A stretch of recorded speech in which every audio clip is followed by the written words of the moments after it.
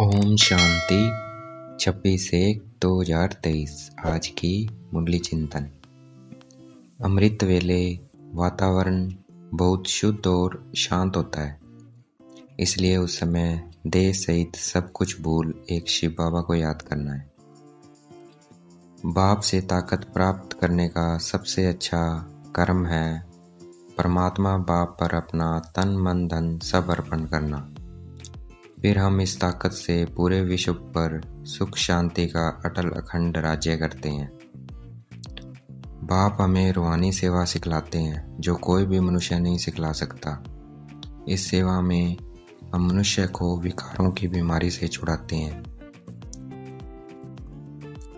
अर्थात बीमारी से छुड़ाने के लिए 5 विकारों की ज्ञान इंजेक्शन लगाते हैं। हम रूहानी सोशल वर्कर हैं। मनुष्य जिस्मानी सेवा करते हैं, लेकिन वे ज्ञान इंजेक्शन देकर आत्मा को जागती ज्योत नहीं बना सकते। ये मनुष्य सृष्टि है। मनुष्य को कभी भगवान नहीं कहा जा सकता। ब्रह्मा विष्णु शंकर हैं सूक्ष्म वतनवासी। उनका सूक्ष्म शरीर है, उनको भी भगवान नहीं कहा जा सकता। और भगवान है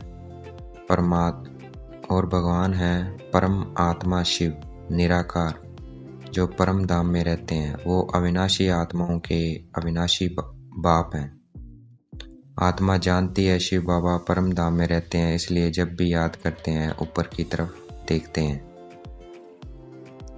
अविनाशी आत्मा अविनाशी परमात्मा, अर्थात जिसका आदि मध्य अंत नहीं है। आत्मा अपने को जानती है कि हम आत्मा हैं, तभी कहते हैं मेरी आत्मा को दुखी मत करो, ये पाप आत्मा है, ये पुण्य आत्मा है।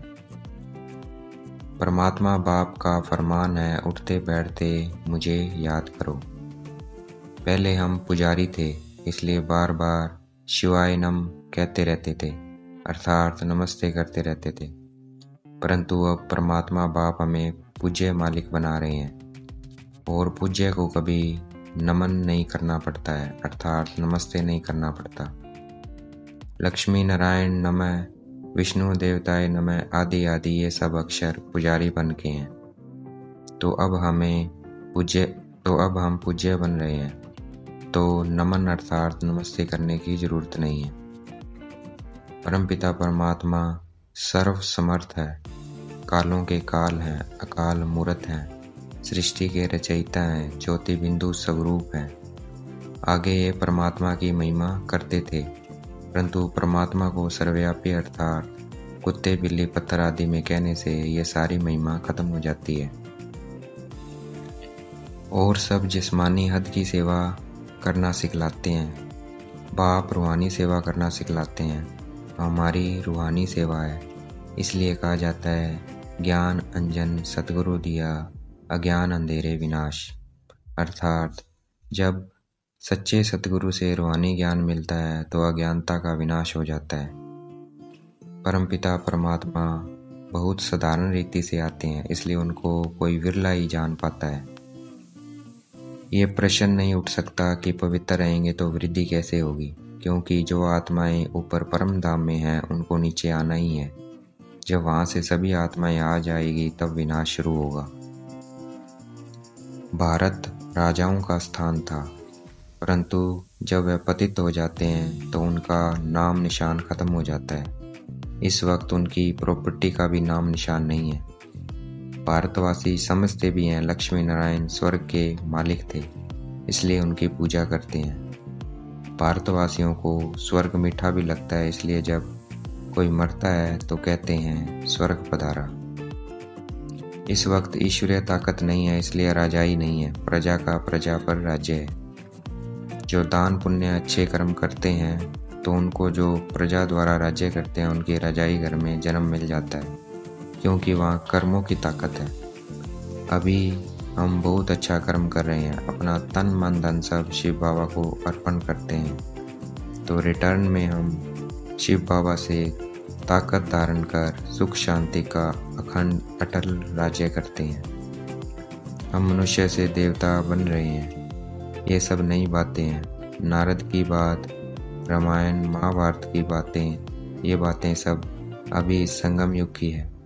सतयुग त्रेता में कोई शास्त्र आदि नहीं होते। शास्त्रों का ताल्लुक अभी से है, ये झाड़ के चित्र में दिखाया हुआ है।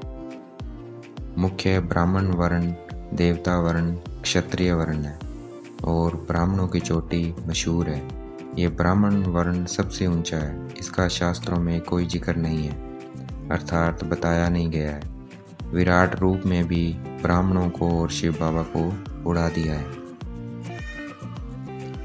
भारत में कहते तो बहुत अच्छा है, हिंदू चीनी भाई भाई, चीनी मुस्लिम भाई भाई, क्योंकि सब आत्माएं एक परमात्मा की संतान होने के नाते सब आपस में भाई भाई हैं।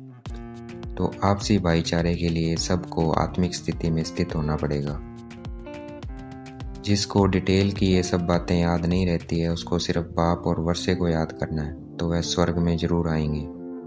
बाकी ऊंची पोजीशन के लिए पुरुषार्थ करना पड़ता है, अर्थात काम, क्रोध, मोह, लोभ और अहंकार छोड़ने के लिए मेहनत करनी पड़ती है। आज की मुरली का वरदान। सभी पुराने खातों को संकल्प और संस्कार रूप से भी समाप्त करने वाले अंतर्मुखी भव। सभी पुराने खातों को संकल्प और संस्कार रूप से भी समाप्त करने वाले अंतर्मुखी भव। आज की मुरली का स्लोगन।